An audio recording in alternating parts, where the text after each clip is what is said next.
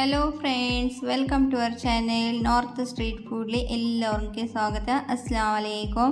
അപ്പോൾ ഇന്ന് നമ്മൾ ഉണ്ടാക്കാൻ പോകുന്നത് വളരെ എളുപ്പത്തിൽ നല്ല അടിപൊളിയായിട്ട് ഒരു ചോറിൻ്റെ കൂടെ ഒളിച്ച് കളിക്കാനത്തെ കറിയാണ് നമ്മൾ ഇന്ന് ഉണ്ടാക്കാൻ പോകുന്നത്. നല്ല എളുപ്പത്തിൽ. അപ്പോൾ എന്തായാലും വീഡിയോ ഫുള്ളായിട്ട് കണ്ടിന്യൂ വാച്ചാക്കിക്കോ. അപ്പോൾ ഫസ്റ്റ് നമ്മൾക്ക് ആവശ്യമാണ് ഞാനിവിടെ ഒരു ചട്ടി വെച്ചിട്ടുണ്ട്. ഇനി ഇതിലേക്ക് ഞാൻ ഒരു അരമുറി തേങ്ങ ഇതിലേക്ക് ചേർത്തിട്ട് നന്നായിട്ട് നമുക്ക് ഇനി വറുത്തെടുക്കണം കേട്ടോ. ഒരു അരമുറി തേങ്ങ എടുത്തിട്ടുണ്ട്. ഇനി ഇതിലേക്ക് 4-5 ചെറിയ ഉള്ളി, കുറച്ച് അല്പ കറിവേപ്പില ചേർത്ത് നമുക്ക് വറുത്തെടുക്കണം.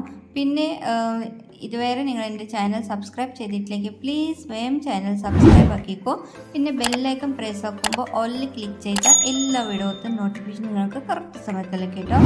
ഇനി നമ്മൾ ഇതിലേക്ക് 1 ടീസ്പൂണായിട്ട് പിരിങ്ങ് ജീരകം ചേർത്ത് കൊടുക്കണം കേട്ടോ. ഫെനൽ സീഡ്സ് ആയിട്ട് ഇത് സാധാ ചെറിയ ജീരകമില്ല, പിരിങ്ങ് ജീരകം നമ്മുടെ ഇതിലേക്ക് ചേർത്തിട്ടുണ്ട്. ഇനി ഇതിലേക്ക് നന്നായിട്ട് ഗോൾഡ് കളർ മാറി കിട്ടുന്ന വരെ നമ്മൾക്ക് നന്നായിട്ട് തേങ്ങയ്ക്ക് വറുത്തെടുക്കണം കേട്ടോ.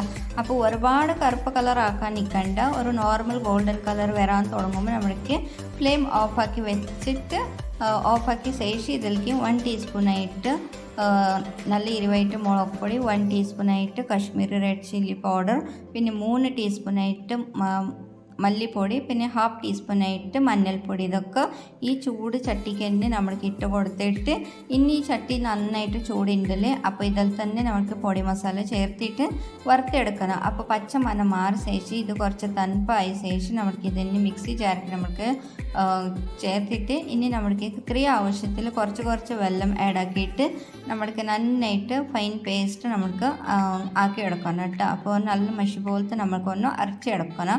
ഒരു അരപ്പ് തയ്യാറാക്കി എടുക്കണം. അപ്പോൾ ഈ പർവ്വത്തിൽ നമ്മൾക്ക് ഇനി അരപ്പ് തയ്യാറായിട്ടുണ്ട്. ഇനി നമ്മുടെ അടുപ്പിൽ പോവുക. അപ്പോൾ ഞാനിപ്പോൾ ഫസ്റ്റ് നമ്മൾക്ക് ആവശ്യമാണ് ഇനി മൺചട്ടി എടുക്കട്ടെ ഇവിടെ. അപ്പോൾ ഇവിടെ മൺചട്ടി എടുത്തിട്ടുണ്ട്. ഇനി ഇതിലേക്ക് നമ്മൾക്ക് ഈ വട്ടത്തിയിൽ ഞാനിങ്ങനെ 2 കത്രിക എടുത്തിട്ട് ഈ റൗണ്ടായിട്ട് ഇങ്ങനെ മുറിച്ച് വെച്ചിട്ടുണ്ട്. ഇനി ഇതിലേക്ക് നമ്മൾക്ക് ഒരു 3-4 മിനിറ്റ് നമ്മൾക്ക് നന്നായിട്ട് ഹൈ ഫ്ലെയിമിൽ ഫ്രൈ ആക്കി എടുത്തിട്ട് നമുക്ക് സൈഡിലേക്ക് മാറ്റി വയ്ക്കാം. വേറെ പ്ലേറ്റിൽ നമുക്ക് ഇനി വറുത്ത് മാറ്റി വെച്ചിട്ടുണ്ട്. ഇനി ഇതിലേക്ക് ഞാൻ പിന്നെ ഒരു 2 ടേബിൾ സ്പൂൺ വെളിച്ചെണ്ണ ചേർത്തിട്ടുണ്ട്.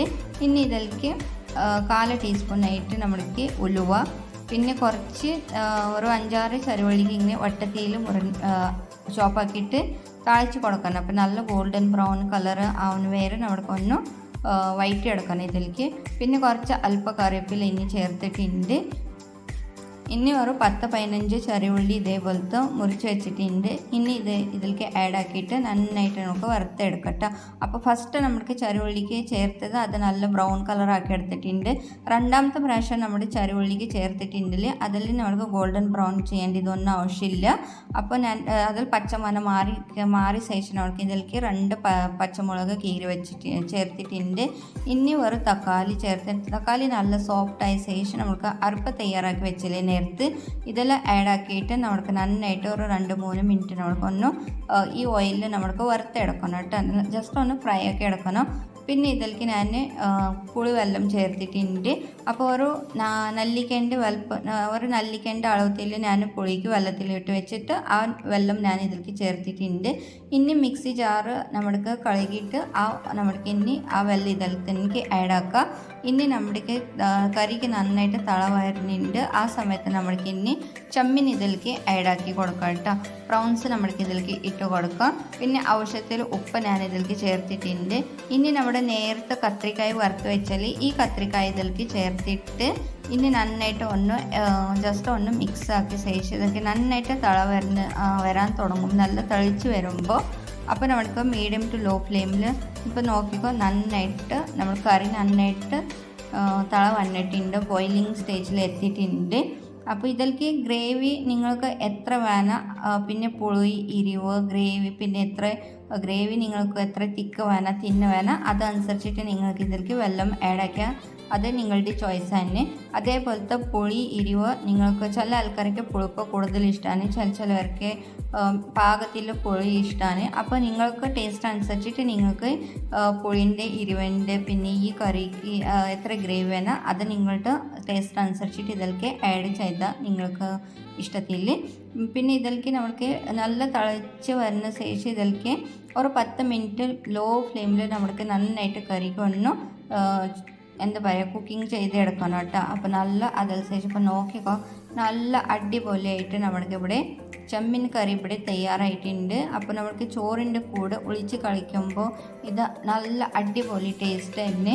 പിന്നെ 2-3 ദിവസം കേടേ വരുന്നില്ല കറി, അത്ര നല്ല എന്താ പറയുക, അത്ര സിമ്പിൾ മെത്തേഡ് തന്നെ. പക്ഷേ ഉണ്ടാക്കുമ്പോൾ വളരെ എളുപ്പമാണ്, പക്ഷേ ടേസ്റ്റ് നല്ല അടിപൊളി തന്നെ. അപ്പോൾ ഞാൻ വിചാരിക്കുന്നു വീഡിയോ നിങ്ങൾക്ക് ഇഷ്ടമായിട്ടുണ്ടാവും. വീഡിയോ ഇഷ്ടമായിട്ടുണ്ടെങ്കിൽ ഒന്ന് ലൈക്ക് ചെയ്യാൻ, ഷെയർ ചെയ്യാൻ, കമൻറ്റ് ചെയ്യാൻ നിങ്ങൾ മറക്കണ്ട. അപ്പോൾ ഇതേവരെ എല്ലാവരും ട്രൈ ചെയ്ത് നോക്കിയിട്ട് ഫീഡ്ബാക്ക് കൊടുക്കാൻ നിങ്ങൾ മറക്കണ്ട. അത്ര നല്ല അടിപൊളി ടേസ്റ്റാണ് കേട്ടോ. എന്തായാലും നിങ്ങൾ ഒരു പ്രാവശ്യം ട്രൈ ചെയ്ത് നോക്കിക്കോ, അപ്പോൾ നിങ്ങൾക്ക് അറിയും നല്ല അടിപൊളി നല്ല വ്യത്യാസ്തമ കറീൻ്റെ റെസിപ്പി നിങ്ങളുടെ കൂടെ ഷെയർ ആക്കിയിട്ടുണ്ട്. അപ്പോൾ ഇതേപോലെ തന്നെ അടുത്ത വീഡിയോയ്ക്ക് വരാം. അതുവരെ എല്ലാവർക്കും നന്ദി. Thank you. Stay happy.